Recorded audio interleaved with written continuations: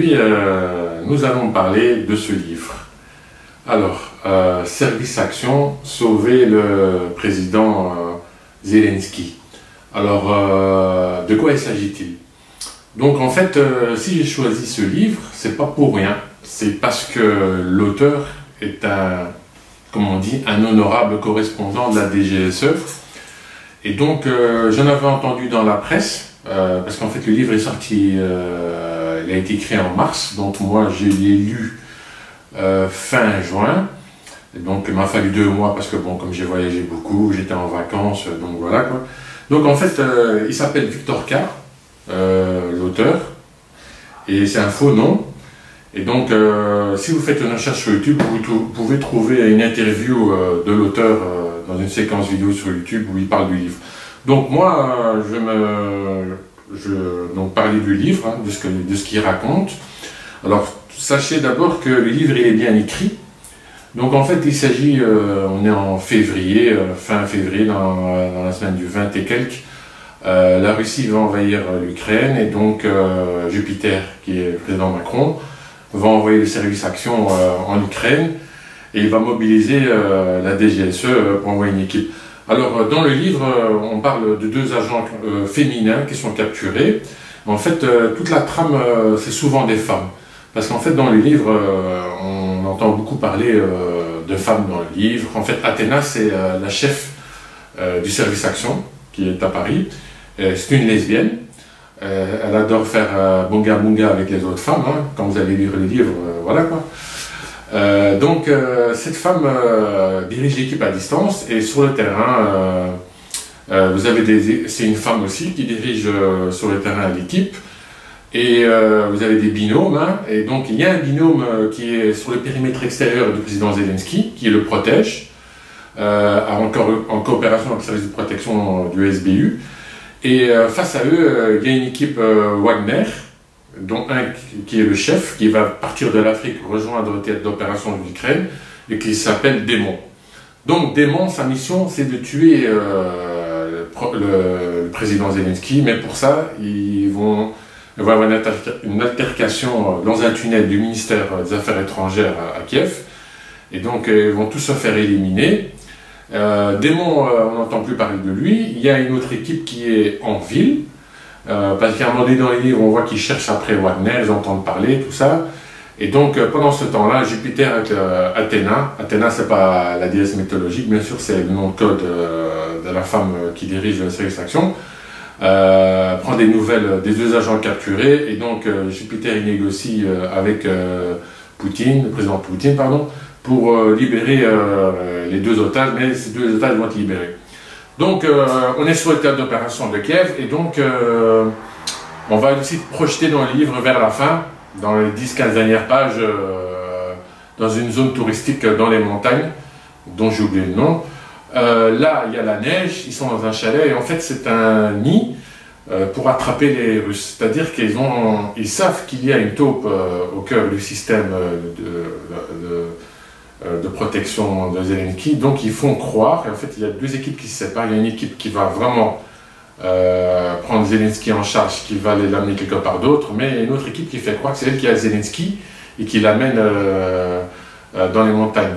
Et donc il n'y a personne, hein. Donc là on est avec une autre équipe du service action, donc ils sont avec la femme de Zelensky dans les montagnes, mais il n'y a pas de femme, bien sûr. Donc les Russes ils croient qu'ils sont là, dans le chalet. Et en fait, tout autour du chalet, il y a un dispositif de protection dans la nature, dans la neige, il fait très très froid. Et on va voir les Russes par imagerie satellite qui vont arriver, c'est le Vinpel Spetsnaz. C'est apparemment ce qu'on raconte dans le livre, une unité qui est dangereuse. Donc ils vont venir autour du chalet et ils vont essayer de... Ils sont 50-60 si je me souviens bien. Et ils vont essayer de tuer la femme de Zelensky, mais il n'y a pas de femme de Zelensky. Donc en fait c'est un piège. Lorsqu'ils vont comprendre les Russes qu'il n'y a personne, ils vont s'en aller. Et le moment de s'en aller dans l'hélicoptère, ils vont, avec les missiles Javelin ou Stinger, tout ce que vous voulez, l'hélicoptère va être détruit. Donc c'est comme ça que se finit ce livre. Mais donc l'auteur qui se fait appeler, bien sûr, Victor K, ce n'est pas son vrai nom. Alors, qu'est-ce qu'il nous apprend l'auteur? Donc l'auteur, comme je vous ai dit, c'est un honorable correspondant de la DGSE. Il a travaillé 10 ans, 20 ans, 30 ans je ne sais pas combien de temps, mais il a travaillé longtemps avec la DGSE. De ce que j'ai vu dans l'interview sur YouTube, c'est quelqu'un qui a fourni des renseignements à la DGSE de manière informelle. Il aurait été sur un théâtre d'opération en Afrique. Donc, alors, je vous lis, qu'est-ce qu'il dit l'auteur, hein. Alors, le service action est peut-être projeté en Ukraine. La devise du centre parachutiste d'instruction spécialisé de Perpignan reste « Nul ne verra, nul ne saura ». Alors, il dit que toutes les opérations mentionnées dans cet opus proviennent strictement de mon imagination. Mais lorsqu'on lit le livre, ça a l'air réel. Voilà quoi. Donc il est pas mal écrit, hein. Il est bien écrit. On pourrait l'adapter pour un film pour le cinéma parce qu'il donne beaucoup, l'auteur donne beaucoup de détails sur les techniques, sur les termes, surtout les termes techniques de l'emploi des armes, enfin toute la technologie, tout le blablabla des militaires. Et donc vraiment, il a vraiment un accès à l'enseignement à quelqu'un qui, comme dans les conseillers sur les films, qui lui renseigne bien. Donc on voit quand on lit le livre et quand on lit la préface, on sent vraiment qu'il est dans le système, hein. Alors, il a dit qu'il a seulement calqué les capacités d'emploi des services actions sur une trame romanesque. Ainsi, toute ressemblance avec des situations, des événements réels serait parfaitement fortuite. Donc il le précise, hein. Alors, pour la partie afghane et les dernières heures de Kaboul, j'ai trouvé les détails nécessaires dans le remarquable témoignage de notre ambassadeur en Afghanistan, mon ami David Martinon, connu dans une autre vie, les 15 jours qui ont fait basculer Kaboul. Vous voyez, il est vraiment dedans, dans le système. Les 15 jours qui ont fait... Donc, alors, il dit que j'en profite ici pour écrire comme son engagement et son sens de devoir et ceux des équipes ont permis de sauver tant de vies et d'extraire tant de nos expatriés et bien d'autres encore des griffes des talibans.